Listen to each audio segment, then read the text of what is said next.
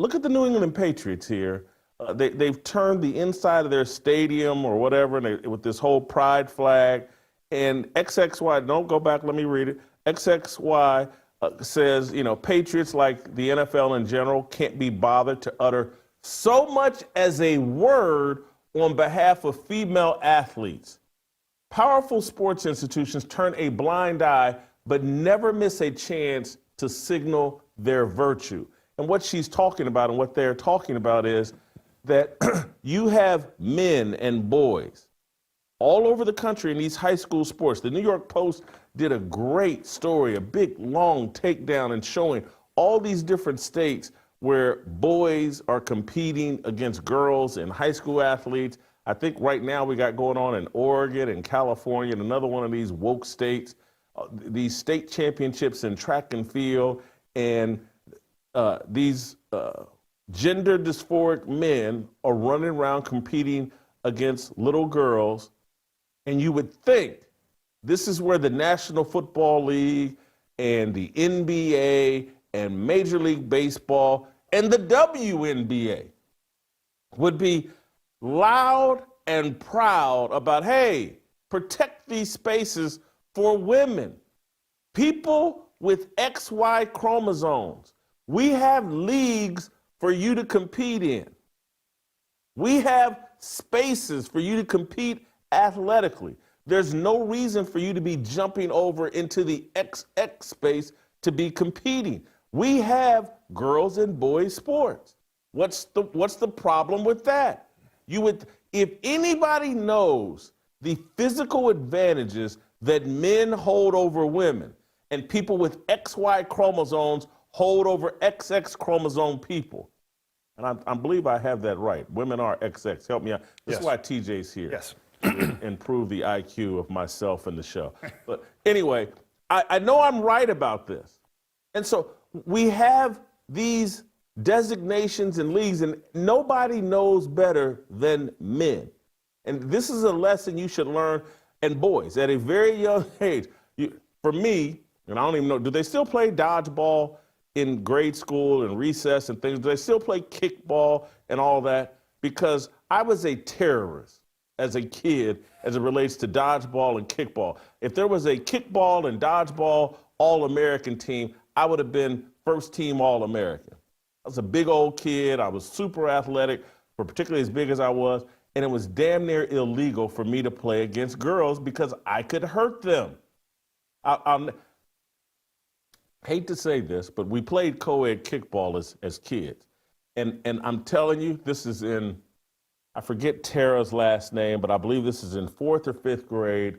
We're out at recess, or we're in gym class. We're in gym class, and we're playing kickball outside. And this is probably the greatest athletic feat of my lifetime. I'm in the outfield. Did y'all play, kickball? Of course. Okay.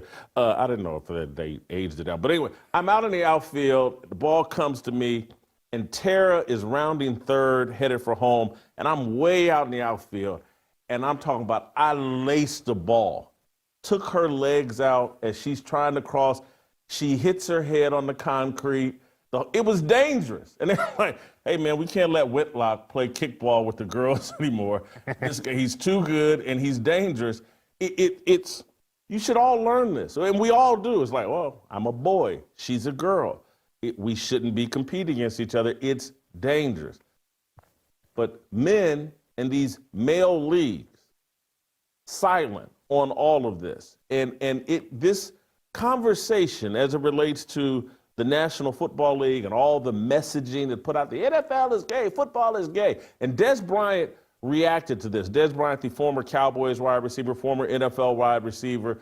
Let's first play the NFL is gay. It's kind of, do we have the NFL? Yeah, the NFL football is gay promo. It's kind of old, but Dez reacted to it again yesterday, as well he should, because this insanity, he's like, the entire corporate America is going one direction, and he's looking at the National Football League and these other sports leagues double down and lean in to this rainbow garbage. And Dez is bothered by it. But let's first play the NFL is gay or football is gay promo.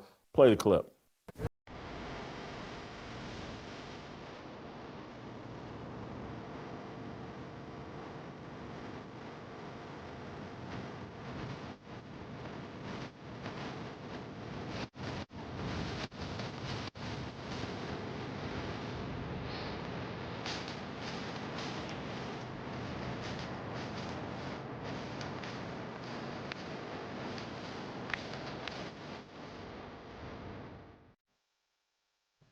what are we doing? It's an obvious question. What are we doing? Dez Bryant, and I salute him. Aaron Rodgers last week, he had a comment. But first, let me repeat Dez Bryant's comments over Twitter. Football is gay. Football is queer. Football is transgender. These are wild statements to make. Excuse my silliness. I'm going to proudly tell my boys football is none of these things. I have nothing against gays, but this is far from right. This is common sense. And Dez goes on to say, look, there are gay players in the NFL, but forcing it in people's faces, especially children, can send the wrong message. Football is a real community like the gay community. Imagine telling gays they have to advocate for straight people. They probably would have a problem. This is Dez Bryant, just common sense, emoting and flowing from his Twitter feed. Aaron Rodgers, last week, had a comment about this whole trans women thing. This is all just common sense. Let's play Aaron Rodgers' shot number 3. The trans women movement is actually anti-woman. 100%, especially when it comes to sports. 100%. Yeah, that's what I mean. Sports. Yeah. You're not seeing trans men dominating anything. No, it's because there's a biological difference. Well, it's also a problem because if you're a trans man, now you have to take testosterone, which is banned. You can't take it. That's so true. are you going to let them take it, and you won't let older athletes take it? That sounds crazy. Because it is. That is Aaron Rodgers and Joe Rogan making complete common sense. And because I'm a football guy, primarily, when it's not WNBA season. Because I'm a football guy. This NFL thing makes no sense, but I want to explain it to you why it does make sense, and I want to connect it to the conversation we were having yesterday about Glenn Greenwald. These things are all connected. And again, this is why I love to talk about sports, because you can understand the rest of the world. We're living in the era and the age of blackmail. And maybe we've always lived in the era and age of blackmail. But now everyone and even institutions are being blackmailed. TJ Moe asked me this morning when we were talking about today's show, like, hey, what do you, it was either TJ or it was John Hanley, but I can't remember. Hey, what do you think is driving this, the NFL? And I was like, well, they've been blackmailed. And they have. And many of you, when I say this, you go, oh, there you go with your tinfoil hat, you conspiracy theorist, you're an idiot, blah, blah, blah, you're a joke, Whitlock. I'm also right. The NFL has been blackmailed by the concussion controversy. The manufactured concussion controversy has Roger Goodell and the National Football League and their ownership group on their knees.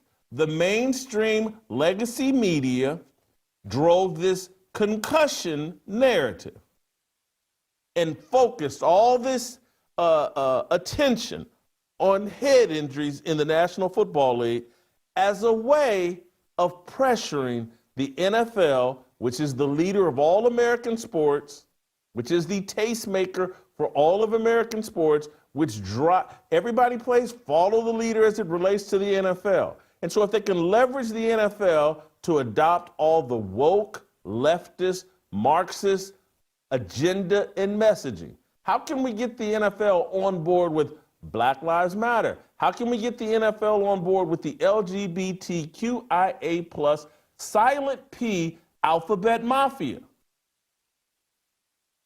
We keep distorting and focusing in on concussions in the media, and then we offer them, hey, we'll back off the concussion conversation.